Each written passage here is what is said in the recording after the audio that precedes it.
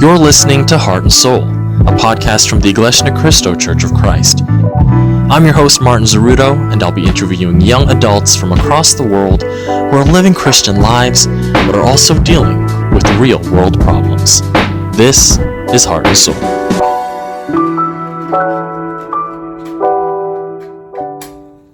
Hi everyone, it's so good to be back for another season of Heart and Soul. And wherever you are right now, as you listen to our first episode of this new season, I hope you and your family are healthy and safe.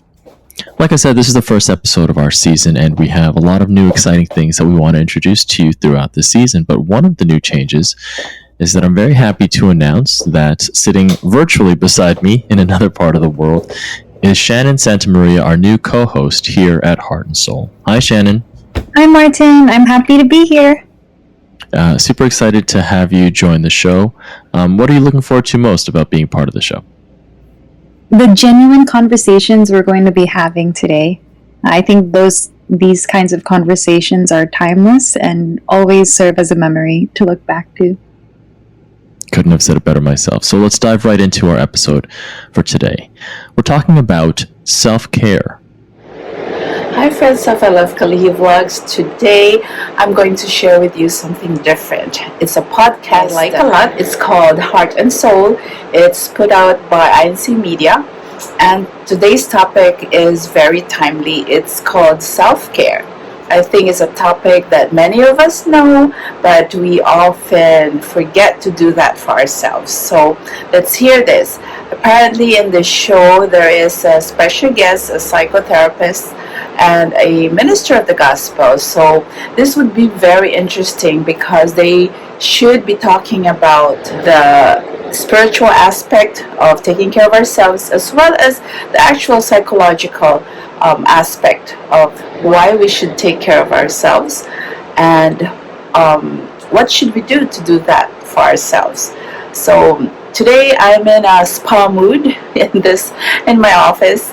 No makeup, no nothing, just doing work in a relaxing way while listening to the podcast. So join me.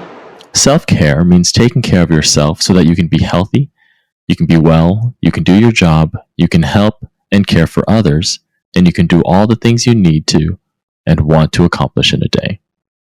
Now, when we talk about self-care, what does that look like for you, Shannon? That's a hard question. I can't really define self-care except to provide myself the needs that it needs at that given moment, or, what I've been lacking lately in life. Whether it's taking time for myself, or going on a walk, or just, meditating before prayer. Right. Those are really important self-care Definitely.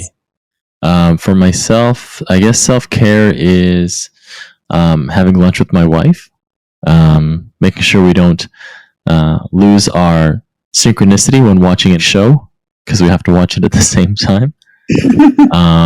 Going outside in the balcony and just kind of breathing in some fresh air, and just kind of not feeling bad about taking a little bit of time for yourself throughout the day. But on a scale of 1 to 10, how would you rate yourself in terms of your self-care game?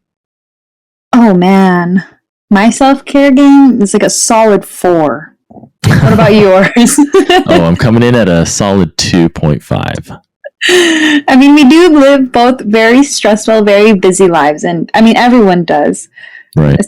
Especially now after, post-pandemic, during pandemic, everything about it. I know, and we obviously need more guidance in taking care of ourselves. I mean, if I'm a 4 and you're a 2, we obviously need some help with that. And I'm not afraid to ask for help. And to help us with that, I want to bring in our 2 guests for today. First, Brother Donald Pinnock, a minister of the gospel in the Church of Christ. Hi, Brother Donald. Hi, Shannon, and hi, Martin. It's really, really good to be here once again.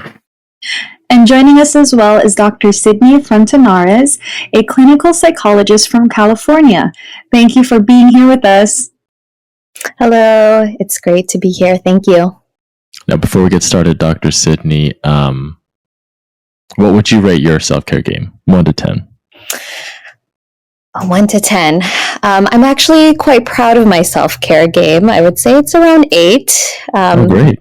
Yeah. I guess working in mental health in the mental health field, it's very important for myself and to be able to do the work that I do.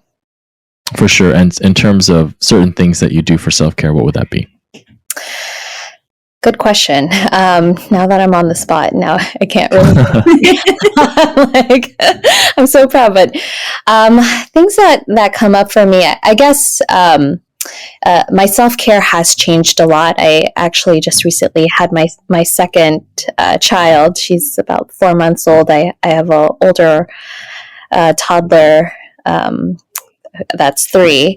So my self care, I feel like, just looks a little bit different now. But my favorite self care things are reading, even if it's 5 to 10 minutes. Also, being able to have time to myself. I'm sure many moms can relate. A lot of people are just, wanting your time. So having time to yourself is a big deal. Definitely. But for those who are listening, we're talking about self-care game, taking some time to take care of ourselves. How would you exactly explain what self-care really is? We see a lot of posts on social media where it looks like getting a massage or a pedicure or devoting some time to devouring your favorite food is self-care. But are we getting it right? What is self-care really, and why do we need it? Sure. Again, working in the mental health field, how I've seen self care as is just taking the time to do things that help us live well, improve, and these activities help us improve both our physical health and our mental health. And our mental health also includes our emotional, our cognitive, our social well being. So anything that can help us enrich those areas. Definitely. And Brother Donald, before I ask about the Bible and whether it has self care in it, I want to ask you, what would you rate your self care game at for between 1 to 10? Self-care game. It's much better than it was maybe a decade ago, because I believe it was a lot busier. But now, as I'm getting on in my years, I really do find the time to take care. So I think I'm close to an 8. I'm going to go with Dr. Sidney. I'm close to an 8 because I really do, again, make the effort to look after myself. Trying anyway. No, you're doing a great job. For those who don't know, we're in a group chat with Brother Donald, and he messages us every morning, bright and early, right after his walk, and he shows us his steps. And it's fantastic, Brother Donald, your level of consistency and devotion to really taking the time, not only for your physical health, but your mental health. I know during those walks, you say it's very soothing and reflective when you get a chance to take those walks in the morning. Yeah, sometimes the weather's not so conducive, but I do enjoy as much as I can anyway. It helps. And with regard to the Bible, does it comment on this idea of self-care? Well, it does, even though it may not use the expression self-care. But for example, we can read in 1 Thessalonians 5:23 the following: "May the God of peace himself sanctify you entirely, and may your spirit and soul and body be kept sound and blameless at the coming of our Lord Jesus Christ." So clearly we can see here that God wants us to be sound or healthy when it comes to our spirit, our soul, and our body. And if we were to ask, for example, when it comes to looking after both our spiritual and our bodily health, if you allow me to read right away, 1 Timothy 4:8, it states this: "Physical exercise has some value, but spiritual exercise is valuable in every way because it promises life both for the present and for the future." We all know, and I lean towards Dr. Sidney also, to attest that regular exercise is indeed beneficial for the body as well as for the mind. We can lower, for example, our stress level. We release those endorphins, that feeling good hormones, and also we maintain a healthy mental state. That's why everyone should find a form and level of exercise that suits their age and also their ability. And of course, we should consult with a doctor if we're just going to begin an exercise regimen, just to make sure that what we're considering doing is something that we can really cope. And as for godly exercise, which is far more important, how is this done? By implementing the teachings of God in our daily life. When we apply these Bible admonitions, we can properly look after our spirit, soul, and body, or meaning to say, we can really tackle self-care. Right, Brother Donald. But I noticed that one of the things that's so common is when life gets super busy and stressful, these little self-care habits that we practice go away. It's, I think, the first thing that sometimes I forget, and it's sometimes the first thing that's sacrificed because of our busy schedules. But Dr. Sydney, I want to know, why should we be more committed to taking care of ourselves during those stressful periods? I would say it's important to be even more intentional about our self-care during stressful periods, because self-care allows us to be able to help others. If you're able to take care of yourself, you can take care of others, and help others, and give yourself to other people. The thing that we say, again, working in mental health, is that you can't pour from an empty cup. So if you're feeling empty, it's hard to give, more of yourself and help others. But if you're refilling your cup, you're refilling yourself, you're able to give more and give back. Also, it's just, again, we've talked about just allowing it to help you in your everyday life. It helps you be able to manage all the stressors that you're experiencing, all the barriers in life that you're encountering, and just help you live well.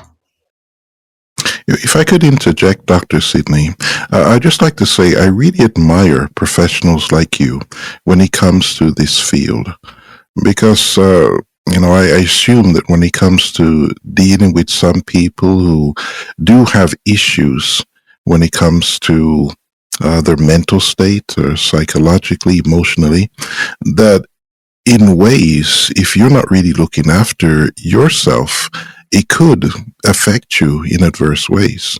But from listening to what you're saying and how you're saying it, I really feel that you have a good handle on your emotions and your mental state, and you really are doing a good job when it comes to taking care of yourself. And that's why you're able to help others. I just want to interject that. Oh, thank you, Brother Donald. I really You're appreciate welcome. that.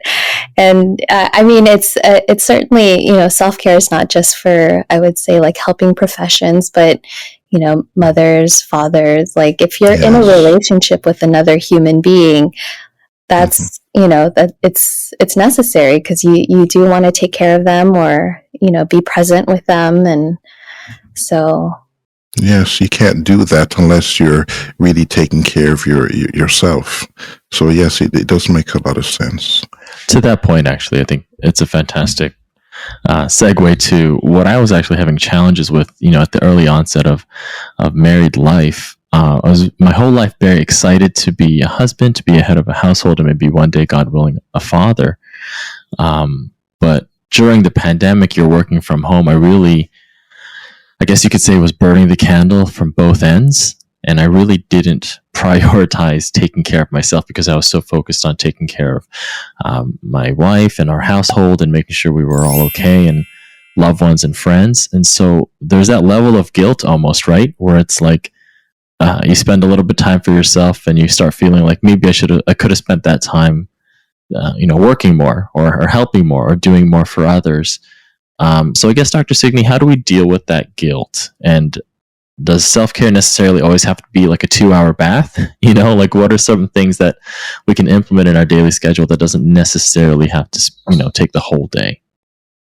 Sure. I'm glad that you brought that up, Martin, because it does bring up kind of the misconception of what self-care is, and that it's, something that's selfish, but it's actually something, again, it means that you're being mindful of your needs, not, you're choosing yourself over your loved ones. There's this one thing that I just recently read, and it's, it's not me first, it's me too.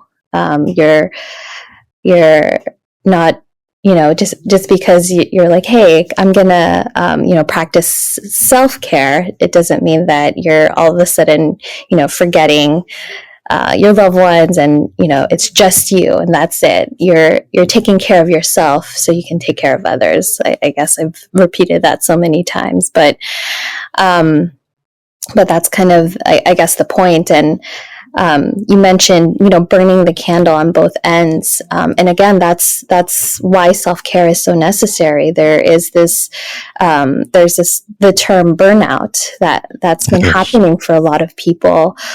People are struggling in their jobs and within their family and things like that, and people feel resentful or upset, or they're just more emotional. So that's again why we practice self-care, and it doesn't have to be a 2 hour, or even an hour thing, or even really 30 minutes. There are several self-care activities that we can do. Some people practice deep breathing for a couple minutes. Some people practice going for a walk for a couple minutes, opening the window, getting some fresh air. Sending a text to a loved one, just saying hi, or even like an appreciation, like a moment of gratitude for them. So there's all these little things that you can do that can, that serve as building blocks. I think kind of remembering that self-care is not just kind of a one and done thing. It's something that we practice, or we should be practicing on a regular basis. So, getting a massage, or, going to the spa is fine. But remembering that, it's not going to wipe away all the stressors in your life just because you've done it. It's going to be a habit. It's something that you'll hopefully be practicing, to take care of yourself regularly. Dr. Sydney, I actually had another question. I know that we keep, learning that there are a lot of self-care activities, but what are some things that we shouldn't necessarily do? I know that, what we need to take care of is our mental and physical health, and that might look different for each and every single one of us. But is there a rule or a mindset that we should follow so that whatever self-care activity we do, we're really nurturing ourselves and our self-care and what we need? Sure. I don't think there's necessarily like a specific rule for self-care. If anything, it's exactly kind of what you said, Shannon. It looks very different for every person. So just because, someone says they're, walking regularly and that works for them doesn't necessarily mean it works for you. It's really finding or trying out different things and finding what works for you, and again, what refills your cup. I think kind of if your mindset is that, self-care is just this way, it's just, it has to be 2 hours of your day. It's kind of, it kind of becomes a barrier. You're less likely to do so if you know that, you have to invest that much time or money into it, when self-care can be, absolutely free, and, a couple minutes here and there. And also if it's something that you haven't practiced before, doesn't mean you can't just start now too. I think a lot of people are hesitant. They're like, that's not something that I really believed in before, and where do I even start? It's an ongoing, I think, a practice. It also changes with the different seasons of your life.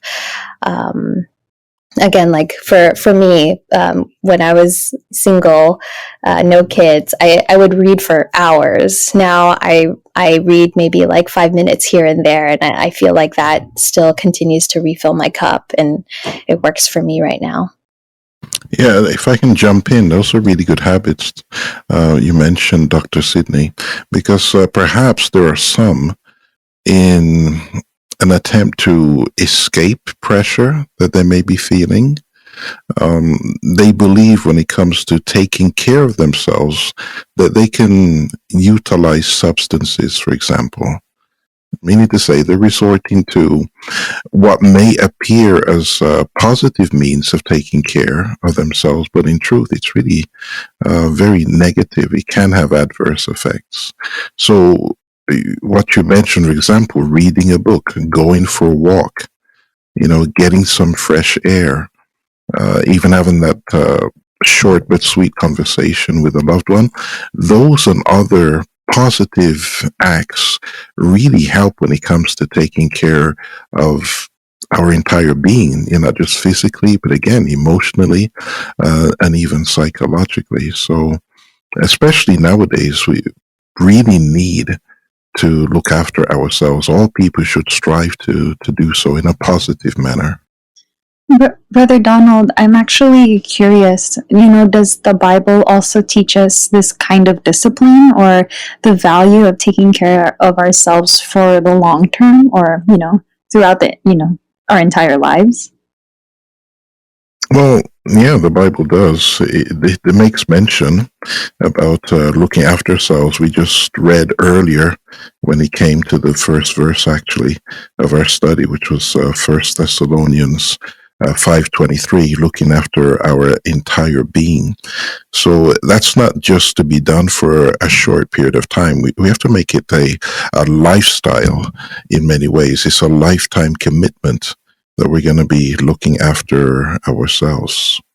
So, what does that lifetime commitment of practicing self-care look like as a Christian, Brother Donald? Well, let's read Isaiah 41:6. Let's allow the Bible to answer. Each helps the other and says to his brother, be strong. So this is why we are taught to look after ourselves so that we can look after others. Again, I turn to Dr. Sydney because she mentioned even from the very beginning how important it is that we look after ourselves so we can look after others, whether they be family members, our spouse, our children, or just friends. That's why inside the Church of Christ, we have activities that help to edify our fellow members of the church, where when it comes to, for example, the married members, when it comes to those who are young adults, not yet married, and even down to the young children, we devise activities, events, so that this will build up one another and also our friendship, or what we call as the love of brotherhood. And we also care for others, especially those in our respective communities. We have such drives such as food or clothing drives and or donations. We clean parks. Here in Canada, of course, it's really dependent on the weather, but we do help when it comes to cleaning up our neighborhood. We do so many things in order to show and express our care and love for others. And we're able to do so because with the help of God and his teachings and living in accordance with his teachings, that is a great advantage for us to be taking care of ourselves. That's really amazing, Brother Donald. Thank you so much for that. It just goes to show, and every time we have a conversation with a professional, specifically in the mental health field, whether it's you, Dr. Sydney, we've had Dr. Darwin Bison on a couple of times as well. It really shows how powerful it is when you combine, the day-to-day practices of self-care, the things that we learn through mental health and physical health with the powerful messages and spiritual doctrines that we receive in the Church of Christ to bolster our our ability to take care of ourselves. I just want to ask real quickly, Dr. Sydney, as a medical professional, as someone who deals with a lot of different challenges every single day, and as it relates to self-care, how does being a Christian help you? I would say it really, being a Christian is a major foundation of the work that I do. A lot of the patients that I work with have, they share stories of suffering with me, and what they struggle with on a day-to-day basis, and it helps that for me as a Christian to have my beliefs and my values, and even having, going to worship service and having that time for myself and God. Shannon had mentioned, even the time to meditate before you pray. All those, I guess, activities would they support in the work that I do. I know, even though that I'm hearing all these stories, I know that there is a bigger reason in life, that there's something bigger than all of this. So I don't know if I expressed myself very well there, but it is a big deal. Worship service, and even the social activities that the church holds is just a great way to recharge and reconnect, and find a lot of goodness, and do self-care. Absolutely. If I could add, Brother Martin and Dr. Sidney, you touched on how important it is when it comes to your different services to God, especially the worship service and also prayer.